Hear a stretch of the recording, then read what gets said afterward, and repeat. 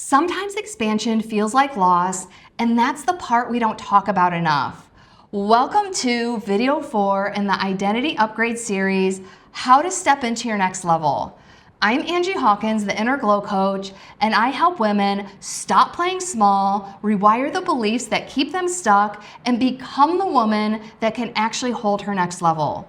I help women step into their next identity, and this is the part that nobody prepares you for. Why upleveling can sometimes feel sad. One of the reasons I told the story I did in the last video is because a few months after I quit corporate America, well, within the first few weeks of quitting, my physical, mental, and emotional health was the best that it's been in a very long time.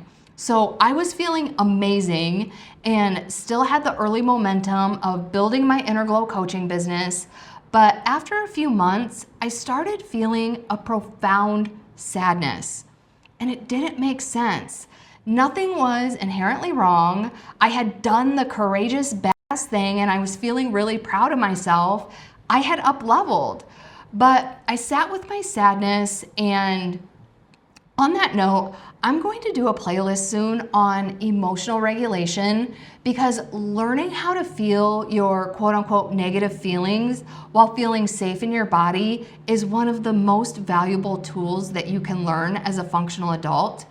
But anyway, I sat in my sadness and I started paying attention to when it was actually triggered. So after a period of about a week or so, I finally realized what it was.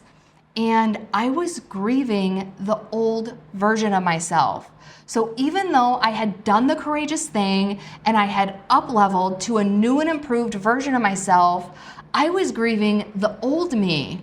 And the reason I noticed this was because, the main reason I noticed is because old me used to hide behind excuses. So I would say things like, it's not the right time, I need more certifications or more education, I need to save more money, I'll do it later. And someone who quits their corporate America job cold turkey to go all in on their own business doesn't hide behind excuses because it literally wasn't even an option if I wanted to succeed. And I know this sounds weird, but I missed the comfort of that because it was safe and I didn't have to do the scary things or face the uncertainty. And that wasn't the only thing that came up, but it's the main thing that I remember. And as I went through the realization that I was grieving my old identity, it made me realize that I had been through that grief many, many times before, but I didn't know what it was.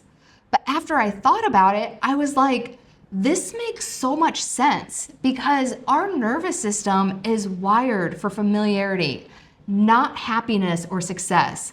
That's why people stay in jobs that they hate. That's why we stay in relationships that aren't good for us. That's why we choose romantic partners that recreate childhood dynamics. And if you watched my Dating from Inner Glow playlist, I go into that in way more detail. And it's because familiar feels safe, even when it's not healthy or aligned with who we want to be. So when you up-level, you're stepping into unfamiliar territory. Even if it's better, even if it's healthier, even if it's everything that you asked for. And your nervous system can interpret expansion as a loss because you're not just gaining something new, you're losing the old patterns, the old coping mechanisms, the old identity. And identity death and identity grief is real. And nobody is talking about that part because we talk about the glow up and the manifestation and the success. And we're not talking about the quiet grief that can follow. So let's talk about it because I want you to understand that if you feel sadness after expanding, you are not regressing. Feeling feelings is part of being a human being. And this is why it's so important to learn to feel safe in your body while feeling your feelings, because society has labeled feelings like sadness or anger as bad. And it's because we don't feel comfortable feeling them.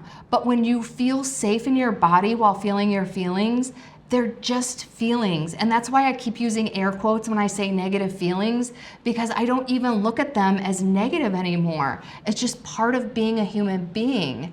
So if you feel sadness after expanding, you're not regressing, you are a human being. Also, you're integrating, because that old version of you, she served a purpose. She protected you, she kept you safe, she helped you survive situations that you didn't know how to navigate yet. But the difference is she's not running the show anymore.